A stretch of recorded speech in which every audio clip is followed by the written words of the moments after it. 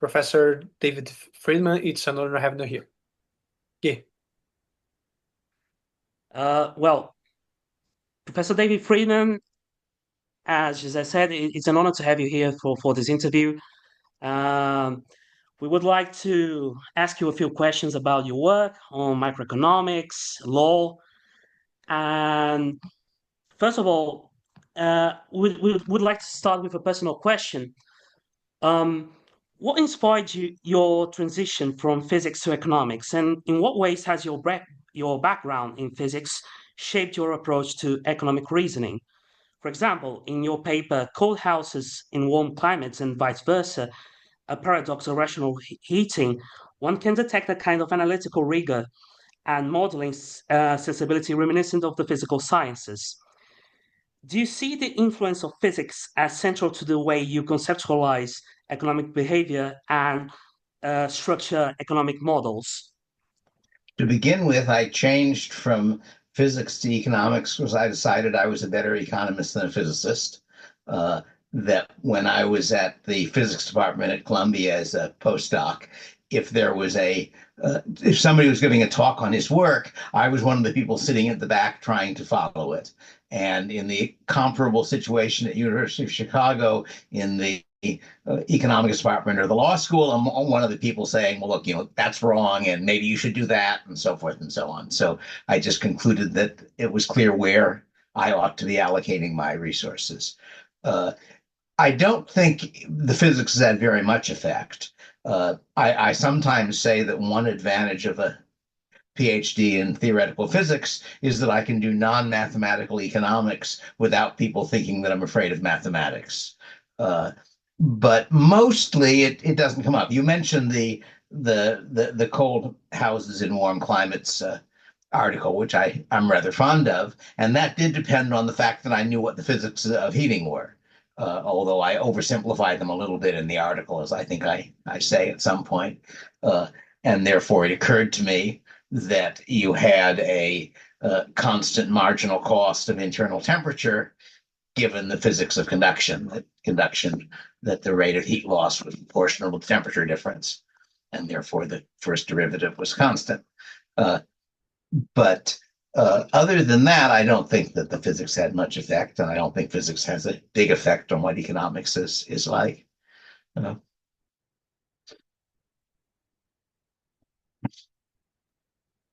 Okay, Professor Friedman.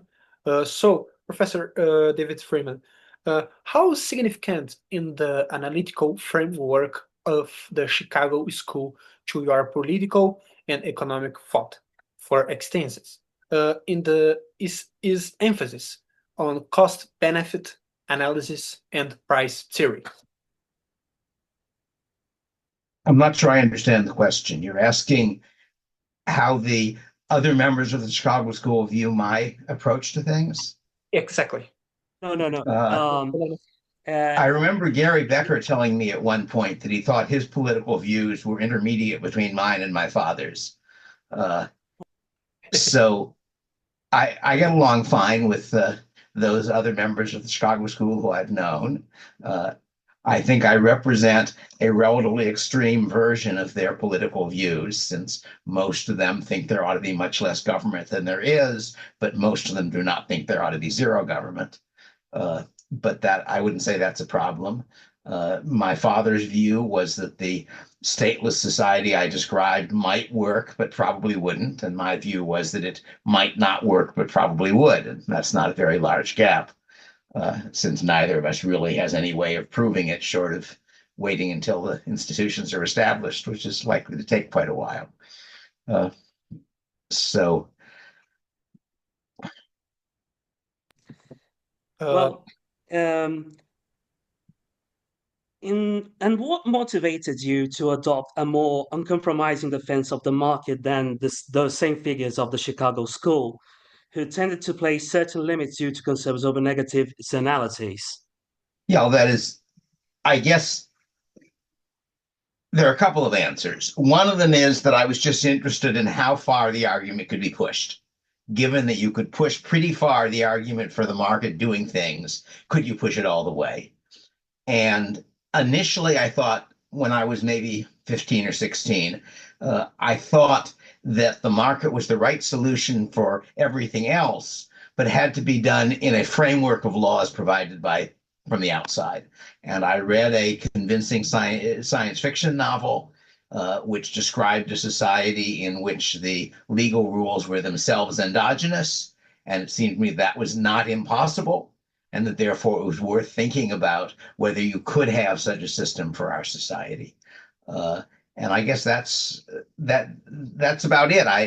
I think that in a sense the main difference between my approach and my father's is that my father was interested in ways in which the present society could be reformed, including ones that were pretty extreme but not absolutely impossible, such as abolishing the draft, for example, or floating exchange rates. And I was really more interested in the sort of intellectual question of how far can these ideas be pushed? What would be the ideal society? Beyond that, I suppose the main counter to the sort of externalities public good argument is public choice theory. That is to say, that as I like to put it, that market failure is the exception on the private market and it's the rule on the political market. So if you think about the reasons why the private market works imperfectly, those reasons are much more likely to occur in the political system than in the private market. And that's not a proof. That doesn't mean that there might be circumstances in which market failure in the private market is so serious that you're willing to put up with market failure in the public market to prevent it. But it does mean that there is a pretty strong presumption that switching decisions from the private market to the public market is more likely to result in a worse outcome than a better outcome. Um, Keeping in mind, I'll ask you a question about sci-fi by I the end should of before the that though, interview. let me say I should say that my first position as a professor was at the Public Choice Center at VPI with Gordon Tullock and Jim Buchanan. So in that Of course. sense, and in fact, my first published article, which was written before that, was an attempt to use economics to explain the map of Europe from the fall of the Roman Empire to the present. So that was, in a sense, a public choice kind of. It wasn't sort of the standard public choice, but it was again trying to think about political institutions as an economist rather than as a philosopher, if that makes sense. Yeah.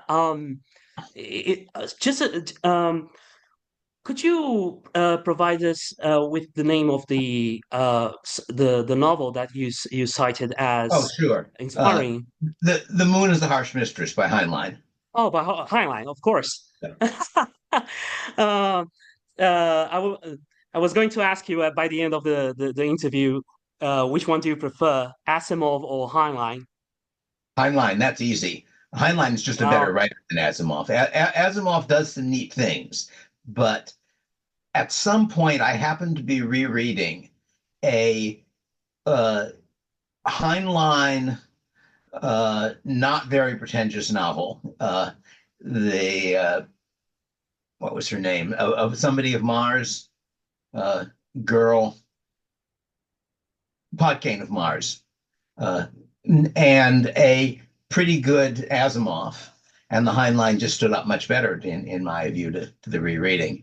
Uh, and I think Heinlein's political ideas are more interesting, that he plays with a variety of different possible political systems that he's thought through. And Asimov has a sort of pseudo-Marxist version that he uses for his Foundation series. So, I mean, Asimov's a pretty good writer, but I think Heinlein is clearly a better writer. I tend to hold the same opinion. I love Heinlein. Um, so moving on, looking back on your intellectual journey, which thinkers or formative influences most profoundly shaped your path towards becoming a leading voice in the libertarian movement? Additionally, how do you reflect on your decision to make your works freely accessible, and what significance does that hold for you in terms of spreading ideas and values? You know, to begin with, Uh, let's see. Sorry, I sometimes lose track of it when you have long questions. The first half, the second half of the question was where I give away my work for free, and what was the first half of the question? Was what my intellectual influences were. Uh, Yeah. That's it. the obvious big one is my father, since I grew up spending a lot of my time arguing with him about lots of things. And other than that, uh, I have one idea that I got from Hayek, namely his distinction between an organization and a self-generating order, which I found very useful. Uh, I suppose the economist, in some ways, who I most admire is David Ricardo, because he managed to do so much with so little tools, as it were. Uh, that he basically invents the first internally consistent version of general equilibrium theory, and he does it with no mathematics beyond arithmetic, which is obviously impossible. And he also does lots of other things that the Marshallian quasi-rent, for example, is actually invented by Ricardo, whatever, 70 years or 60 years before Marshall does, and lots of other things. I suppose the economist who's most affected me, though, other than my father, would probably be Alfred Marshall. That I read his principles. I at a number of different schools, at VPI, at UCLA, and once at Santa Clara University, I taught history of economic thought. And usually, though not always, that course consists of Smith, Ricardo, and Marshall. Uh, and I try to teach it not as a history course, but as an economics course. That when I remember at UCLA, the first class I started out by saying, imagine that it's the year is 1776. You're a graduate student in economics, getting ready for your prelims, and the latest thing in the field is the wealth of nations. Read it that way. Read it as somebody who actually has to understand the theoretical structure there, not as somebody who wants to say, well, Smith said X and said Y, and then do the same thing for Ricardo and do the same thing for Marshall. And I think if you do it for Marshall, you end up with more or less the important parts of modern economics. That there are certainly some interesting things since Marshall, but that he really does put together neoclassical economics, and I don't think anybody else before him does that. Uh, and and I should say he shared my opinion of Ricardo. There's a quote somewhere where he says that it's dangerous to do your economic reasoning by examples because you may make assumptions you don't realize you're making in the particular example you choose, unless, like Ricardo, your intuition is so good that you can step from example to example without ever drawing a wrong conclusion. That's not an exact quote, but he said something along those lines. But in particular, my view of economic efficiency is basically based on Marshall. That I don't know how much you're familiar with the whole issue of uh, economic efficiency, of the mm, the Pareto versus Caldor Hicks versus Marshall, and I think that Marshall in fact gets it right. That insofar as anybody does, that basically he recognizes that you're doing an interpersonal utility comparison, and he sees the problems with that, but he doesn't pretend that you're not doing it. And Caldor Hicks just pretends not to do it while they're doing the same thing, essentially. And Pareto, the problem is there are no Pareto improvements. Or that's a slight exaggeration, but not very much. That basically pretty much any situation you can think of is a Pareto optimum in the sense that you can't make things better for somebody without making things worse in practice for somebody else.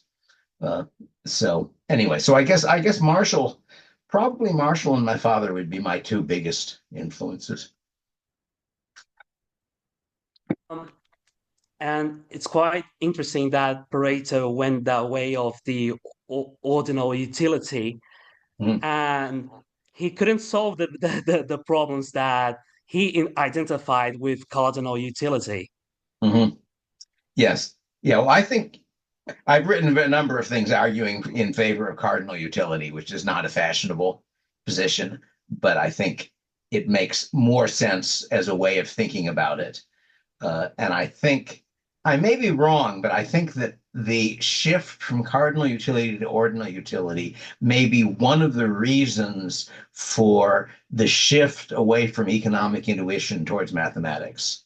That that ordinal utility is harder to intuit, uh, and therefore people are less inclined to say to actually try to understand the idea.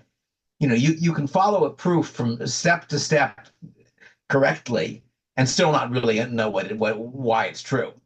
Uh, and and that's uh, I think a real problem uh, with modern economics as it's taught, that it often involves a low ratio of intuition to formalism.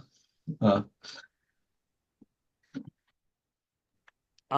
Now it's Jose's turn for question 5. Okay, moral question. Professor David Friedman, what is your account of implicit rule utilitarianism? And of what? what is our account of implicit rule utilitarianism and Of implicit rule utilitarianism. utilitarianism? That Yes, Yes. that's not how I I think it is a more defensible position than many people claim, but it's not a position that I actually endorse. Uh, I don't think I can. My view of how one gets knowledge about moral questions is ultimately intuitionism, trying to see what things seem right to me. And I can't get from there to a formal structure as tidy as either rule utilitarianism or case utilitarianism. Uh, Probably my next Substack post in a couple of days is going to be on utilitarianism. But what I'm thinking of writing about is its political implications, because I had a discussion of something having to do with utilitarianism in a very my post before last, and I was struck in the very long comment thread by the number of people who think of utilitarianism as an argument for government control of things. And it really isn't true that utilitarianism is an argument about what you should do, and it doesn't tell you how you best do it. So that you could have somebody who says the way we maximize utility is to have a socialist government that allocates stuff in the optimal fashion. You can equally well have somebody who says, no, no, that doesn't work. Here's all of this economic arguments for why that doesn't work. The way you maximize utility is to have a laissez-faire economy, and the standard economic efficiency arguments that economic efficiency is a proxy, although an imperfect proxy, for total utility. So therefore, so I just want to make the point that utilitarianism itself isn't a political theory at all. It's a moral view. Uh, anyway, but the in general, I get irritated by bad arguments. That was actually what my most recent Substack post was on that subject, and one of the bad arguments, I think, is the claim that you cannot that utilitarianism is impossible because there's no way of judging whether a change that benefits me and harms you is a net gain or a net loss. And I don't think that's true. And I think people say it with such passion because they think that once they concede utilitarianism, then somebody else gets to order them around and tell them you've got to do this and that in order to maximize utility. And that doesn't really follow. So anyway, that's my idea for the next post I do. We'll see if it survives trying to write it. Uh, I'm very curious about it. And it's interesting that you've argued that utilitarianism does not uh, advocate for a form of government or the other. And historical examples tend to give credit to free market economies rather than socialist ones in terms of maximizing happiness. And in fact, that is, it's true both in terms of the actual outcomes of the economies, so far as you can judge them, but it's also true in terms of the theory. That is to say, if you think about sort of standard economic theory, whether you think about it as Marshallian or Austrian or whatever, a lot of it consists of arguments saying that if you leave people free to make transactions, that will in fact make them better off. So I would have said that historically, utilitarianism, Marshall was a utilitarian, that's quite clear. And I think historically, I think Bentham, my impression is that Bentham was in many ways a libertarian, although not in all ways. Uh, but I think that in the 19th century, there's a fairly close connection between utilitarianism and classical liberalism. Uh, and that seems to be get missed by all the people who assume that if you're utilitarian, you have to be a socialist, which some people, for some bizarre reason, do assume. Yeah, and I think in some way it's because uh, some preeminent utilitarians are socialists, like Singer and Cohen.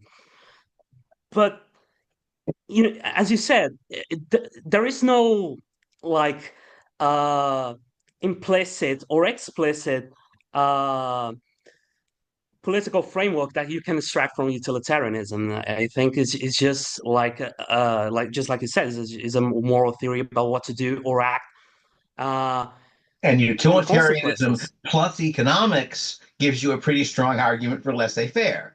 True. Utilitarianism plus some other approach to understanding institutions and such might give you a different result. Uh, Yeah. So, moving on to question six. Uh, Like many prominent libertarians who adopt a rights-based or deontological defense of libertarianism, you defend it more on consequentialist grounds. correct.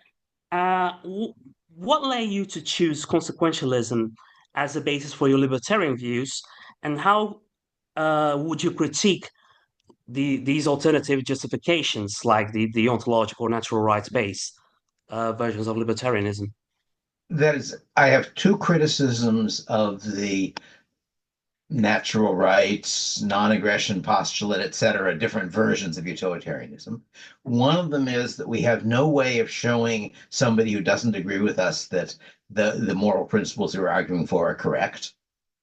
And the second is that if you think about them carefully, it turns out that pretty much any simple statement of libertarian moral rules is one that libertarians don't really believe in, that they get to feel good about it by only thinking about easy cases, uh, and that therefore it is not a very good way of solving problems. That the example that I just used somewhere or other, I forget where, is probably in this comment thread from my Substack, is I start out with Bill Bradford's argument, Bill Bradford's example, which is that you fall off your 10th floor balcony, you catch the flagpole of the ninth floor apartment, you're working your way into the balcony to save your life when the owner of the apartment comes out and says, "You don't have permission to use my flagpole."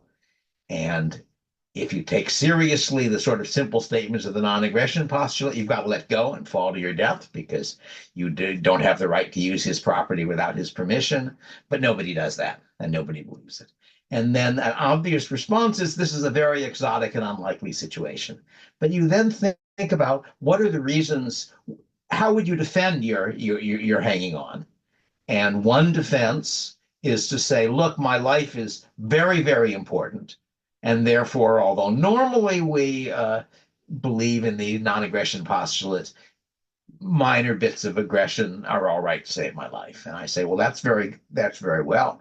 But if you take that position, the person you're arguing with, who wants, for example, to have taxes, which you claim are a violation of non-aggression postulate, he believes that if you don't have a tax-supported government, there will be chaos and you will be conquered by another country, or the criminals will run riot. Horrible things will happen. The same argument for violating your property rights to your income uh, that you have for violating the property rights to the hypothetical flagpole. Uh, and in order to answer him, you've got to show him that without taxes, the results will not be catastrophic. Well, if you can do that, you don't need the non-aggression postulate.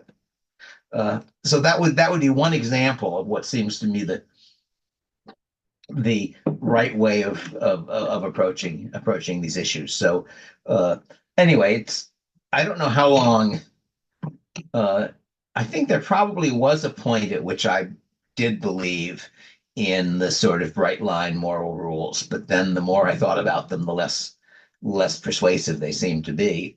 Uh, Now, I am not, strictly speaking, a consequentialist, let alone a utilitarian, since I don't think that the only thing that's relevant for my decisions is consequences, although it's one thing.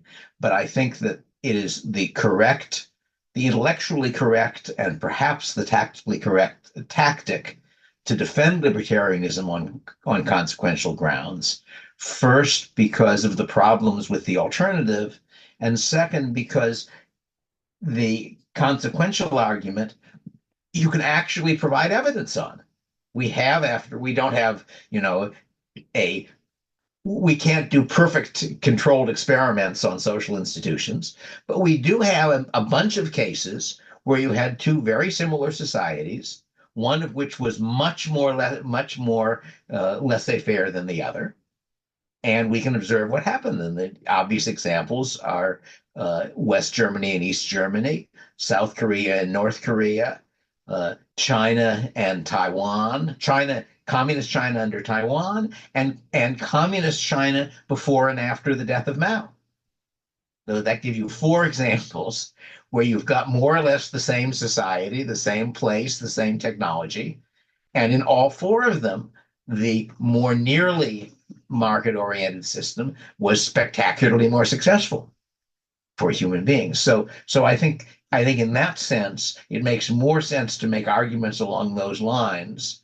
Uh, and then that's the sort of empirical part. And the theoretical part is basically economic arguments where you can say, well, look, here are the reasons to believe that if you have a minimum wage law, it will have bad consequences. And it's hard to prove that, but there are good logical reasons to think that. And here are the reasons to believe that price control in general has bad consequences, and so forth and so on. So that's a matter of sort of straightforward logic, in a sense in which the claim that you should never violate somebody's property rights is not a matter of straightforward logic. So I think that it makes more sense to try to defend libertarian conclusions on the grounds that they lead to more attractive outcomes. And the obvious counter argument to make for somebody on the other side is to say, but look, in order to say that an outcome is desirable, you have to solve the moral problem of what's desirable.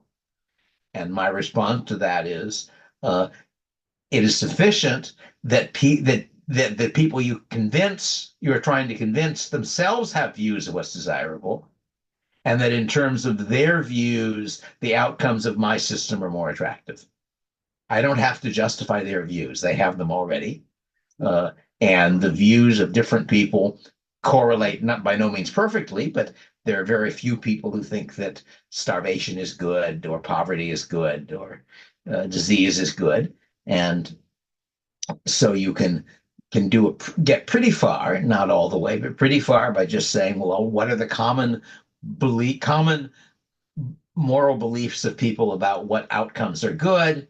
Here are the reasons to think that the system I'm pushing will give you more of those outcomes than the alternatives. They might not know how this system will achieve this, but empirically, you can demonstrate it just by, for example, you use the example of North Korea and South Korea.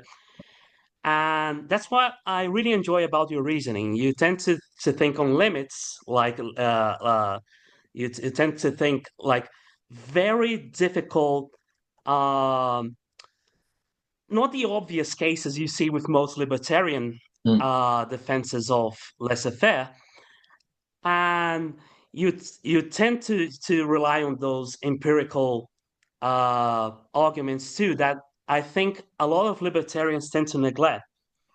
Um, even a lot of the praxeological Austrian school hardlines tend to, I think, um, not ignore, but they tend to forget about the empirical side of things. Yeah. So that's what I think is very very respectable and very Yeah. interesting about your reasoning. There's my disagreement with the hardline Austrian position, which I don't think is all Austrians, is that I don't think that your a priori arguments can establish any interesting conclusions with certainty. That I think the a priori arguments, which are the same arguments that Marshallian economists use, but what they do is show you a reason to believe something, but where you could imagine facts of reality such that that reason would not be sufficient. And I've given various examples of that in different places. So it therefore gives you a plausible conjecture about truth that there are good reasons to expect that raising the minimum wage will result in less employment for low skilled workers. But you can imagine circumstances in which it wouldn't, and therefore it's not sufficient to say here's the a priori argument. You also have to look at the evidence. Now it's José's turn on question 8. Okay, sorry, Friedman. Today I a little sick. I have asthma. I will my best. So, how how would such a system dealing with liquidity crisis during economic shocks, such as pandemics or wars, when asset values plummets? I'm not sure I understand the question. That is, the presumably in an anarcho-capitalist system, you don't have a government, and so you don't have any government money, and you've got some That's it. private monies that are available. Uh, it, so what are you thinking of the cause of the crisis that you want to deal with? Are you thinking of something like a pandemic a or something else? It's Bank it's like failures? external shocks, pandemics, wars, or something like. Yeah, but the my impression is that's the same arguments as for general economic decision making. That given a pandemic, uh, it will be in somebody's interest to try to develop a vaccine because people will pay for a vaccine. It will be in individuals' interest to try to take precautions to avoid getting infected. Now, it's true that there are externalities involved, that if I get infected with a disease, that not only hurts me, it also increases the chance that you'll get the disease from me. So my incentive to take precautions is not optimal. Uh, on the other hand, it's still pretty substantial because I don't want to die of the disease. And the incentives of the people who, in the present system, make decisions are also very far from optimal. Uh, since if Fauci makes a mistake, he's not the one who's going to die or get locked up or whatever it is because of his mistake. So I think the general argument that suggests that the political market is less likely to give you the right out answer than the economic market applies to something like a pandemic as well. Now, wars are a different issue because the national defense is a public good, and it's not at all clear whether a stateless society can defend itself, and that's going to depend a lot on the society itself and on how dangerous its neighbors are. Uh, but that's, I mean, that's certainly one of the major issues with the stateless societies is whether they can defend themselves. But that isn't particularly a shock issue. And um, you said it well before that sometimes government intervention, I believe most of the times, can lead to worse outcomes when dealing with external shocks. Just in the case of the pandemic, we've seen this. Yeah, that I think is pretty clear that we still don't know for sure what the right answer would have been, but it certainly looks as though there were multiple things being done by different governments that were counterproductive. The closing down the schools when essentially the risk to children from the COVID was very close to zero. Basically, almost everybody who died was old, given the nature of the disease, and there was some risk of spreading it from children to their grandparents, but it made a lot more sense to try to isolate the elderly than it did to try to close down schools. Uh, the decision not to test the vaccine by actually deliberately infecting people, which would be much faster, slightly more risky procedure. That people talk about the fact that isn't it impressive that we got a vaccine in only a year, but the truth is that we got a vaccine in about a week. That's about how long it took to develop this first successful vaccine. All the rest of the time was testing it, which would have taken time, but did not have to take as long as it did. Plus, enabling the production of large quantities of it. Uh, so yeah, I think my guess is that we would have been better off if government had not gotten involved at all. In addition to which, it seems at least quite likely that the disease itself happened as a result of government activity. We aren't sure about that. We don't really know whether it's an animal origin or not, but there's, I think, pretty good reasons to believe that it was a lab leak, and the labs in question were government funded. Uh, And very monitored by the Chinese government as well. And you said it best. I think that you and people don't usually think about these counterfactuals. They usually tend to um, panic, for lack of a yeah. better word, and these situations tend to cause government to panic too, and it all becomes a snowball. Mhm. Um, so, um, on to the next question. How does your monetary perspective diverge from the prevailing mainstream economic consensus, particularly with the respect between the state and control and legitimacy of money? There are really two different issues here. One of them is monetary theory, and I'm not really a monetary theorist. I've never really gotten into macroeconomics at all. And the other is what are the appropriate institutions for providing money? And there, I don't think there's any particular reason why it should be done by government. Uh, we have examples. When Adam Smith was writing, the Scottish money was produced by private banks. It was a private fractional reserve system. Uh, and I can't see any very good reason why you shouldn't have that. Now, nowadays, we have the option of e-cash, of cryptocurrencies of various sorts. But even without that, you can have a private private banks issuing money, and have had in the past. And the U.S. actually also had the so-called wildcat banking in the 19th century. Uh, so I think on the mechanism for money, that the sensible thing is private issuers, ideally competing private issuers, ideally coordinating on a single standard so that their money is easily exchangeable, although that's less important than it used to be because converting currencies is arithmetic, which computers do fast and cheap, so that I can, I suspect, probably in Brazil, certainly in other countries I've been in, I could visit for weeks without ever using any Brazilian currency because my credit card uh, would be acceptable, I suspect, in Brazil. It certainly has been in England and Czechia and Spain and Portugal and various other places that I visited recently.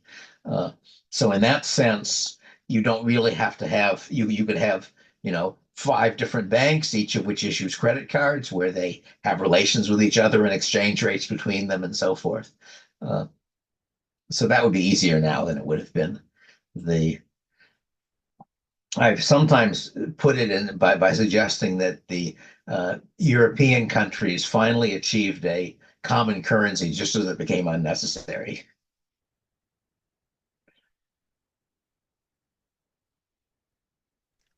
Well, um, in Brazil, it's becoming more and more common to see places who deal with cryptocurrency, for example, due to high inflation or fear of government taxing. And you're absolutely right. You probably wouldn't need to exchange dollars for Brazilian real at all when visiting. Um, so, question the next one. Uh, I love your book, Legal Systems Very Different from Ours. Um, and in your research for it, were there any legal systems? I think I know the answer that particularly surprised you in a positive way, either by their effectiveness, coherence, or ingenuity, and that significantly influenced your political or legal thinking. No, it was too late. That is to say, my conclusion from a number of the studies from basically the stateless systems that I looked at, of which there were, I guess, three or four among the other ones I looked at, was that in my first book, I'd been reinventing the wheel. That is to say that I've been describing a modern sort of developed country version of something that had existed in various times and places in the past. But since I wrote that book a long time ago, that's not an influence. It's just intriguing to see that you had things along those general lines. Uh, I'm not sure there's any particular system that struck me as unusually. There are various features of different systems that I like. Uh, the I think the first one I probably got involved with was the Icelandic legal system, the saga period Iceland, and the fact that you can protect the powerless people by making legal claims transferable so that if you have wronged me, and I know that if I try to go to the court, I'll get beaten up on the way, I can transfer my claim to a neighbor who's got the resources to prosecute it. And that struck me as a clever idea. But I wouldn't have said that the Icelandic legal system was in general better than any others. Uh, in a sense, the most intriguing one, in a way, is the traditional Somali system, uh, because it's equivalent of my uh, rights enforcement agencies is a set of nested coalitions where you're in a coalition that's inside another coalition, which is inside another coalition, all of them typically based on agnatic kinship, on male line kinship, but they can be based on contract as well. And that was sort of neat. But not neat in the sense so much of isn't it a brilliant ingenious as isn't this an interesting and clever and weird way of doing things. The uh, LSE anthropologist, who was my main source on that, somewhere comments that here you have social contracts that are really contracts. He quotes one in his book, and it's a contract among a group of people on how they are going on their mutual obligations. Uh, And have you read about? I find it so difficult to find books about it. The Frisian freedom, that as they call it, during the medieval Netherlands, where a lot of feudal would you call it expatriates? I'm not sure how to people who were fleeing feudal servile mm, lives were fleeing to this region in the mm, Netherlands, Frisia, mm, and they basically created would you I think they were like the Italian city-states, but they were a league. Yeah, but the answer is I know very I know that Frisia is a place that exists, but I know almost nothing about it or about its Yeah. history. So that might be interesting stuff to read up on, but I'm probably not going to do another books along those lines, and so probably not worth doing. Somebody else should do it. Oh, Um, in your work, particularly your efforts to simplify price theory and then extend its applications to novel contexts within law and economics, one can sense a strong influence from the UCLA economists Alkian and Allen. Not How do very you much, view? actually. That is, Army Alchin was certainly somebody doing the same kind of thing that I'm doing, but I don't think I ever taught from his book. So I wouldn't have said that it really had influenced me. The economist, the UCLA economist who most influenced me probably is Earl Thompson, who most people have never heard of, but who was a very bright and innovative and interesting person. And he, in particular, got me interested in commitment strategies as a way of explaining things. And I should say that Jim Buchanan, who was a colleague of mine at VPI, said on one occasion that he thought Earl Thompson had the highest IQ of anybody he knew, which I thought was a fairly extreme statement, but might be true. Anyway, but uh, so a number of my things are come out of ideas that I got from Earl, basically. But other than that, uh, I don't remember any of the people at UCLA being a major intellectual influence on me. I mean, they were nice people. So, uh, given your unique perspective as both an economist and a physicist, how do you assess the current state of economic research? Do you believe that economics, particularly microeconomics, can eventually attain uh, an empirical rigor that's analogous to the physical sciences? I don't know. It's not a question I've really thought about. The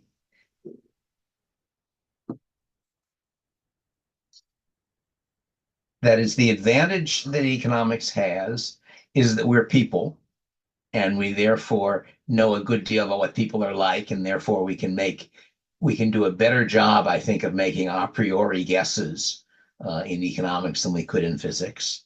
On the other hand, controlled experiments are much harder in economics, so that goes the other way. That's an advantage that physicists have.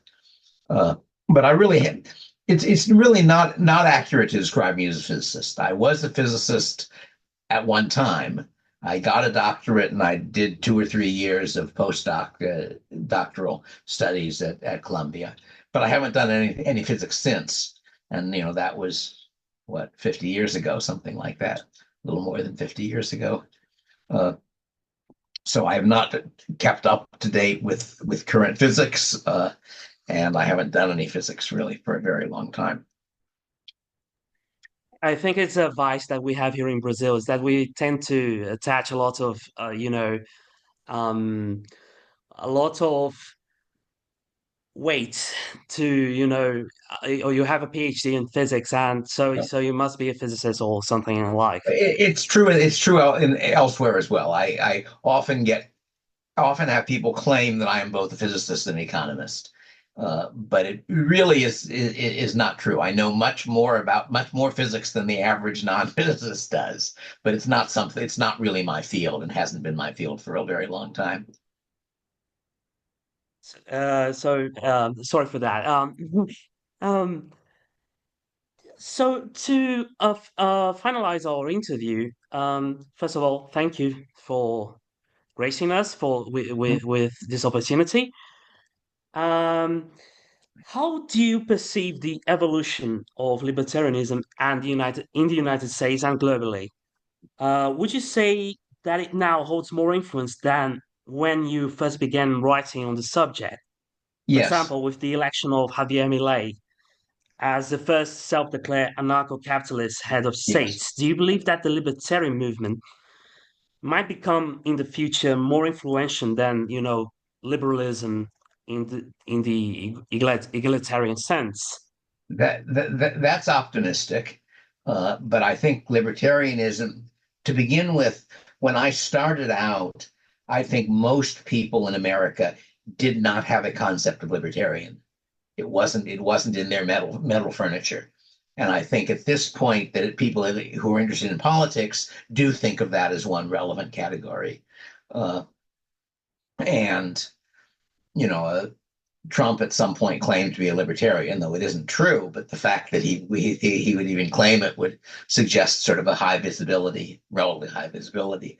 Uh, but I don't. I think the Libertarian Party is unlikely to elect anybody to any important position in my lifetime. But libertarian ideas are certainly one of the things that are sort of in the intellectual world, as it were. And that's more nearly true, I think, than it was 50 or 60 years ago. Um, uh, and to extend on that, based on your extensive experience and considering your past critiques of weak arguments within the libertarian discourse, what key points or intellectual challenges do you believe the movement must still confront to achieve greater coherence and impact?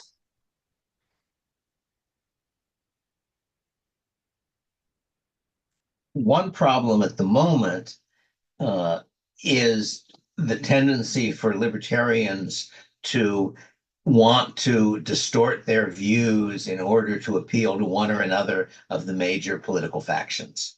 So that I would have said that 5 years ago, the Libertarian Party tended to water down libertarian views in order to appeal to the center and left.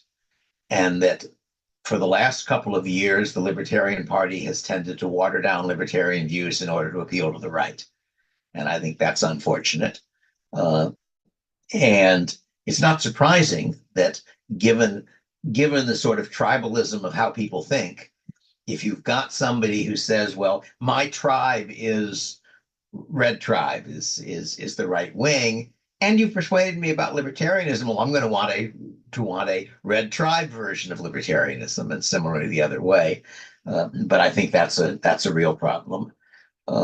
Beyond that, I don't know. I just try to make what I think are good arguments, and I hope they convince enough people so that many libertarians make the arguments that I think are right. Uh, Oh, thank you so much, Professor Friedman, for uh, sparing us Thank the you. time Thank you for for having me. everything. I enjoy talking, as you may have noticed. Well, I see your smile, and I'm very grateful for that. Um, it was great. I'm a big fan of your work. I've been following you since the days do you remember Less Wrong? Yes. I don't think I was ever on Less Wrong. I was very active on Slate Star Codex, which correlated with Less Wrong, as it were. Yeah, But I might have misremembered, but I was following, the yeah, both Yutkowski and the, Scott Alexander. So the one thing you should do if you're when you're webbing it is to have the URL of my webpage, because that gives people access to most of my writing. yeah, yeah, yeah. It's true. I think I You asked actually one question that you asked and I never really answered was why I make my writing available for free. Yeah, yeah. And there are really two halves to the answer to that. One of them is I can afford to because I have been interested in computers and technology for a very long time, with the result that when the Apple brought out the Macintosh, I bought stock in Apple Computer. And roughly speaking, that stock has gone up between 1,000 and 2,000 times since I bought it. oh So at this point, I don't have any taste for yachts or $1 million cars or anything of that sort. So am well enough off so that I expect I can support myself and my family for the rest of my life, basically due to good luck on the stock market. Um, but the reason why I want to do it is really more relevant to Brazil than to America, because one of the critical inputs to political movements is smart people. That a single Ayn Rand on our side or a single George Bernard Shaw on the other side is worth more than many millions of dollars spent on propaganda.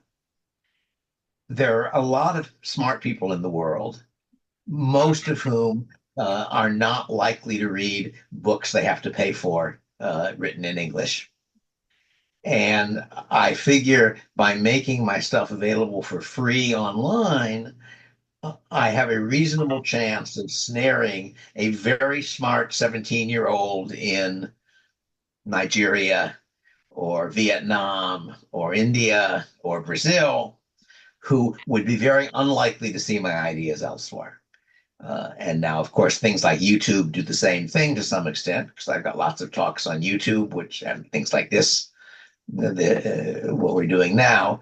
But basically, I wanted to make my stuff easily available to people all over the world, because some of them will be people who will then pick up on it, be persuaded by some of the ideas, create their own ideas to go with it, and so forth. I'm grateful for that. Right. So thank you so much. It was Right. great to have you. It was nice being on here. Thank you. Bye bye. Great answers. Thank you. Thank you so much. Bye bye.